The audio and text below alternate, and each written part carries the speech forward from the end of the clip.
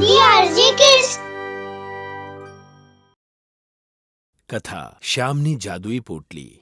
શ્યામ મરઘીઓને વેચવા બજારે જાય છે, પણ બે ચોર એને મૂર્ખ બનાવીને એની મરઘીઓ એની પાસેથી લઈ લે છે. પણ જેવી શ્યામને પોતાની મૂર્ખામીની જાણ થાય છે, એ પેલા બંને ચોરોને સારો પાઠ ભણાવે છે. એક ગામમાં શ્યામ નામનો છોકરો પોતાના માતા પિતા સાથે રહેતો હતો. એ ગામની સ્કૂલમાં ભણતો હતો અને રજાના દિવસે પોતાના માતા પિતાને કામમાં મદદ કરતો હતો. એકવાર એના પિતા કોઈક કામથી શહેરમાં ગયા હતા, ત્યારે એની માએ એને નજીકના ગામમાં બજારમાં મરઘીઓને વેચવા મોકલ્યો.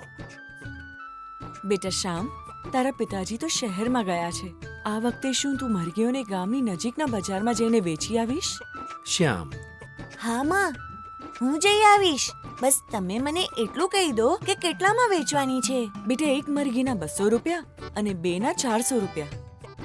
ઠીક છે માં, હું જાઉં છું. આમ કહીને શ્યામ બંને મરઘીઓને એક ટોપલીમાં લઈને બીજા ગામના બજારે જવા નીકળી જાય છે. બીજા ગામમાં પહોંચી ગયા પછી એ બજારનો રસ્તો પૂછે છે. કાકા, આ બજાર કઈ બાજુ છે? માણસ: બેટા, અહીંથી સીધો જતો રે, નજીક જ છે. આભાર કાકા. શ્યામ આગળ વધે છે. એની પાછળ બે ચોર હોય છે અને એ સમજી જાય છે કે આ છોકરો આ ગામનો નથી. લાગે છે આ ચોર બીજા ગામનો છે અને એ બજારમાં મરઘીઓને વેચવા જઈ રહ્યો છે. હા ભાઈ, એને મૂર્ખ બનાવીને એની મરઘીઓ લઈ લઈએ તો કેવું? હા, આ વાત બરાબર છે. ચાલ મારી સાથે આવો અને હું જે કહું એમાં હા હા કરતો જજે. ઠીક છે ભાઈ. આમ કહીને એ શ્યામની પાસે આવે છે અને એને કહે છે: અરે બેટા સાંભળ, આ કાગડા ક્યાં લઈ જઈ રહ્યો છે? આ કાગડા નથી, મરઘીઓ છે. તમને આટલું પણ નથી ખબર? આ મરઘીઓ છે?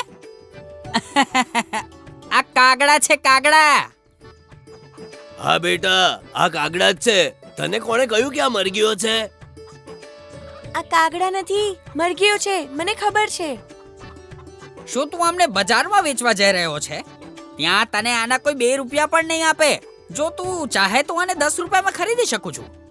બિચારો શ્યામ તો સમજી જ નહોતો શકતો કે માએ તો મરઘીઓ આપી હતી, આ લોકો એમને કાગડા કેમ કહી રહ્યા છે. તમે લોકો તો કહો છો આ કાગડા છે, તો તમે અમને કેમ ખરીદવા માંગો છો? એટલા માટે કે હું રોજ કાગડાઓને ખાવાનું ખવડાવું છું. જો તું મને આપી દે તો આને હું રોજ ખાવાનું ખવડાવીશ.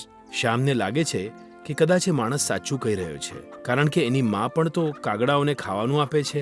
આ જ વિચારીને એ તૈયાર થાય છે. ઠીક છે, હું આમને તમને આપી દઉં છું, પણ તમારે મને 20 રૂપિયા આપવા પડશે. ઠીક છે, આ લે. ચંપક પૈસા આપે છે અને બંને મરઘીઓ લઈ લે છે. ઠીક છે બેટા, હવે અમે નીકળીએ. પછી એ બંને ત્યાંથી નીકળી જાય છે અને અંદરો અંદર વાતો કરે છે. જોયું? 20 રૂપિયામાં 2 મરઘી લઈ લીધી. કેવો મૂર્ખ બનાવ્યો છોકરાને. શ્યામ જુએ છે કે એ બંને બજાર તરફ જ જઈ રહ્યા છે, એટલે એ પેલા બંનેનો પીછો કરે છે. જઈને જોઉં છું કે આ લોકો એમનું શું કરે છે. થોડે દૂર ચાલ્યા પછી ચંપક અને વીરુ એક મરઘીઓની દુકાન પર જાય છે અને દુકાનદારને કહે છે: ભાઈ, આ મરઘીનો શું ભાવ આપીશ? બંનેના 400 રૂપિયા. અરે ભાઈ, 500 આપતો હોય તો બોલ.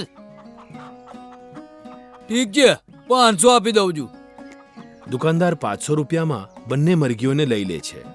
શ્યામ છુપાઈને આ બધું જોઈ રહ્યો હોય છે. આ બંનેવે મને મૂર્ખ બનાવ્યો. મને 20 રૂપિયા આપીને મારી મરઘીઓના 500 રૂપિયા લીધા.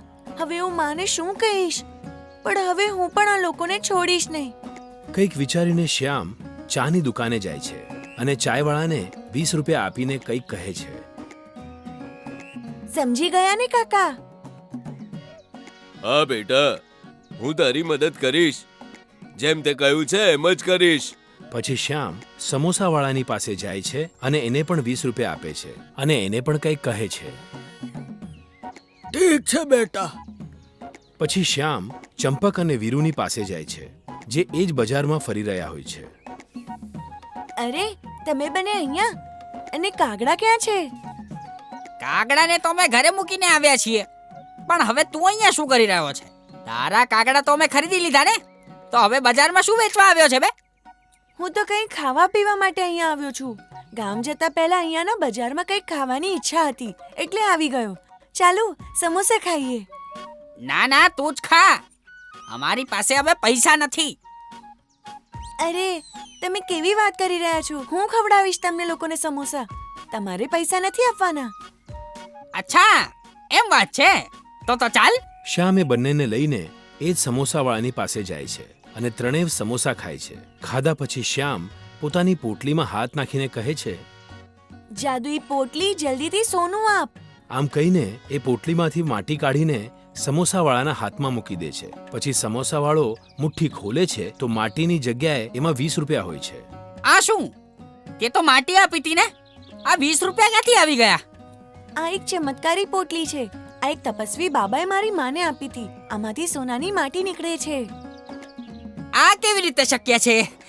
હું નથી માનતો આ વાતને.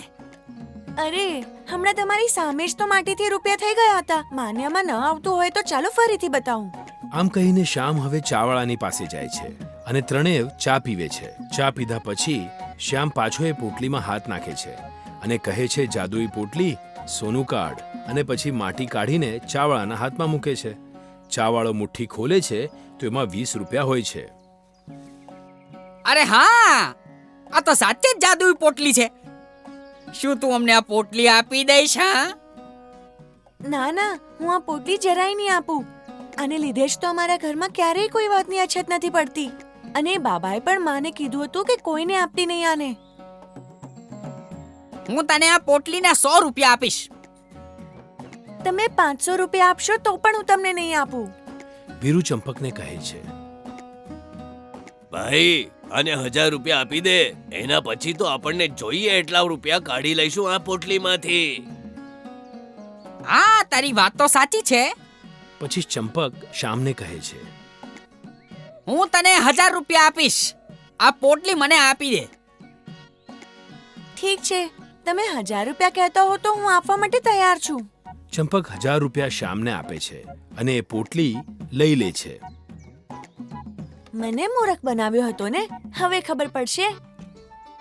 ચાલ, આજે તો બિરયાની ખાઈશું. વાહ, મજા આવી જશે. પછી ચંપક અને વીરુ નજીકની જ એક હોટેલમાં જાય છે અને બહુ બધી બિરયાની ખાય છે. શ્યામ બારીની બહારથી છુપાઈને જુએ છે. આજે તો બિરયાની ખાવાની મજા આવી ગઈ.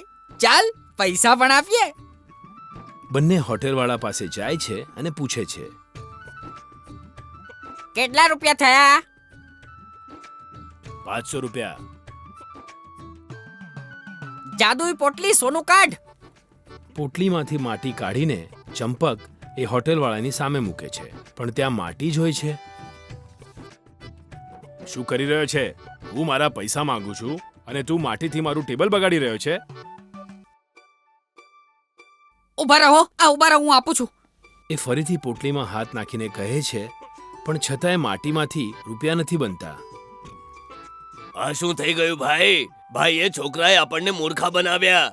એણે પોતાની મરઘીઓના 500 રૂપિયાની સાથે આપણા 500 રૂપિયા પણ લઈ લીધા. હોટેલવાળો, પૈસા કાઢો છો કે નહીં? અમારી પાસે પૈસા નથી. ભીમા, ઓ ભીમા, આ લોકોની બરાબર ધુલાઈ કર. હવેથી મફતમાં ખાવાનું ભૂલી જશે આ લોકો. ના ના, અમને નહીં મારો. ભૂલ થઈ ગઈ, અમને જવા દો. ભીમા બંનેની બરાબર ધુલાઈ કરે છે. એ બંને માફી માંગી રહ્યા હોય છે કે હવેથી આવું નહીં કરે. શ્યામ આ બધું જુએ છે અને ત્યાંથી નીકળી જાય છે. ઘરે આવીને શ્યામ આખી વાત પોતાની માને કહે છે. જોયું બેટા, ખરાબ કામનું ખરાબ જ પરિણામ આવે છે. પણ તું હવેથી ક્યારેય આવું નહીં કરતો. નહીં તો તારામાં ને એમનામાં શું ફરક હશે? આ વખતે તો તે એમને પાઠ ભણાવવા માટે આવું કર્યું છે, પણ આ પણ છેવટે દગો જ થયો ને બેટા.